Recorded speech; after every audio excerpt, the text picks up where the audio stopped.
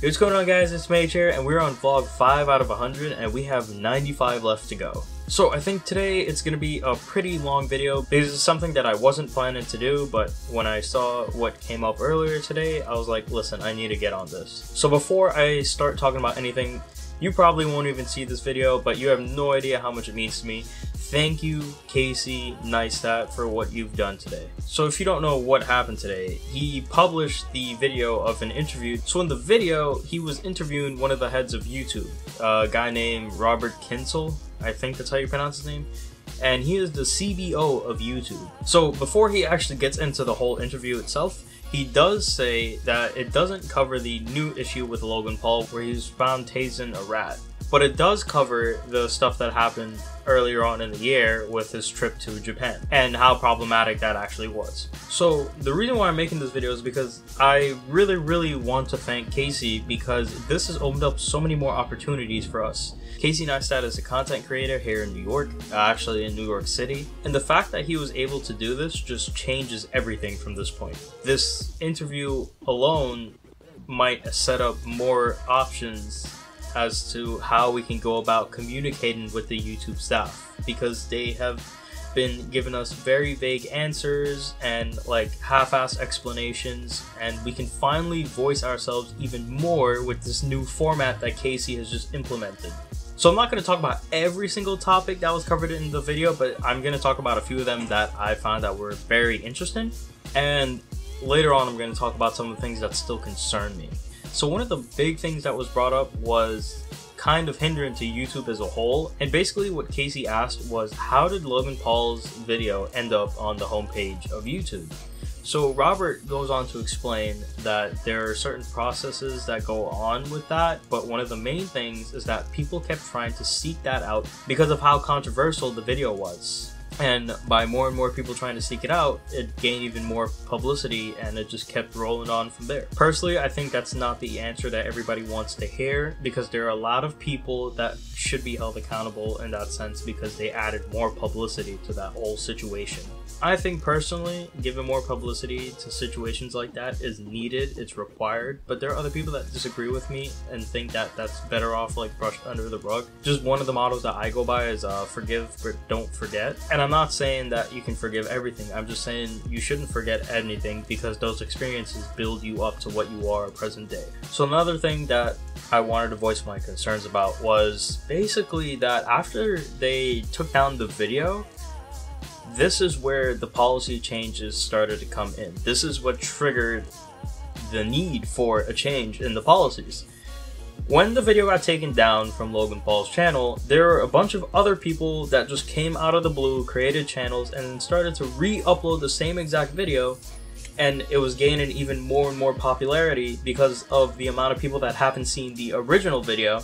So now they're looking at these new uploads on these other channels that just popped up out of nowhere, and they're getting a ton of views, and then at the end of it all they get money based off of that because of the amount of views they got, which is totally unfair to other people like me and some of my other friends that have small YouTube channels, because we could be using the extra few dollars here and there, but we won't be able to get that because of what other people did. So another interesting thing that I heard Casey talk about was that a lot of the people doing some of the other stuff on YouTube, like the more technological side and running YouTube as a business and whatnot, talked about a lot of them probably don't know what it feels like to be a content creator. And I feel like there's some truth to that, because a lot of times before, there were a lot of changes that hurt a lot of channels, and it's been a lot of trial and error, but it's been hurting the channels, and none of the channels that have been hurt severely have been compensated for it yet. And I don't think they're going to ever receive compensation. And I think that's kind of why a few channels actually stopped with YouTube and went on to go do other stuff. Now, around the time that other channels started to get hit with like these new policies that were put into place, I wasn't really watching a lot of other channels besides like gaming channels. So obviously gaming channels actually generated way less revenue than some of the other things, maybe like what I'm doing right now in vlogging and stuff. But the gaming channels were making almost nothing before, but now they're just like making like jack squat because of the policies. So then a lot of them ended up leaving YouTube and ended up going to Twitch, and now a lot of them just live stream instead, and they make way more money doing that. And maybe YouTube officials probably don't understand why that was happening, and that's why I have to agree with Casey when he says that some of the people on the other side of YouTube don't understand what it's like for the content creation. But Robert actually did understand a little bit of it, so he actually had some extra input to add, and he kind of knows what it's like. So I think that was kind of like a bad example to use him for that certain thing. If we were to use some other people, like maybe like people who are in charge of the advertising, I'm looking at you guys, and I think that we get more answers out of them based off of what's better for us, what's better for us to do. So the big thing right now is the change in policies for the partner program.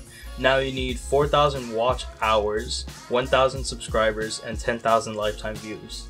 I believe one of those things has to be within the 1 year span or something like that. I think it is the watch hours probably. I don't exactly remember what it was. And that has been the huge topic that everybody wanted to talk about since basically the beginning of this year. And the reason why the policies changed isn't just because of what Logan Paul did and then what happened after that, but it was also a few other factors that went into it, because it wasn't just the whole thing with Logan Paul. This has been happening long before that. Somebody would put a viral video up and then the video would get deleted, and then smaller channels would come up out of nowhere and post the same video, get a bunch of views, and then just make some money off of that. Basically just riding the backs of other successful people and then just making money for other people's hard work. Where I stand personally with policies, I'm mixed, because I'm a small content creator and I know that I'm honest, I know that I'm doing what I need to be done, and I'm not making anything now, but I will make something in the future. But at the same time, it's so unfair to the bigger content creators, because when they take a video down, or when the video gets taken down, there's a reason for that. It shouldn't be posted up again over and over and over again.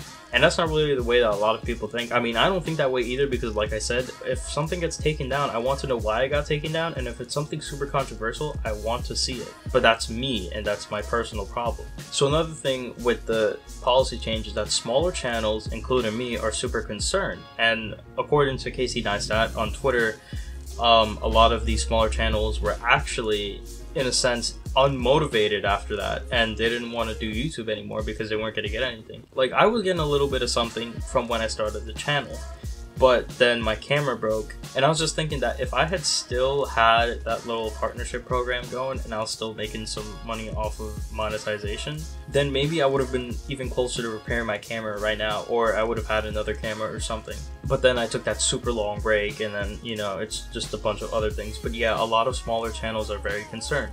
And personally, while I'm concerned, I just don't want to stop, because it's still something that I do on the side. Even though I do upload every single day now, it's still something I do on the side. I take a good amount of time to do it, but it's not my main focus right now.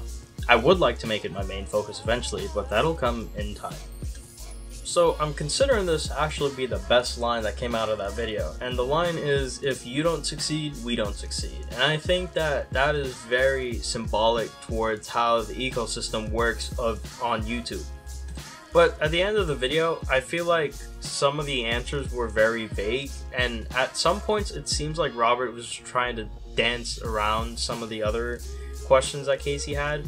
And I feel like there could have been way more things explained in that interview, but like I said, he got a lot of like vague answers and stuff, so probably not happening.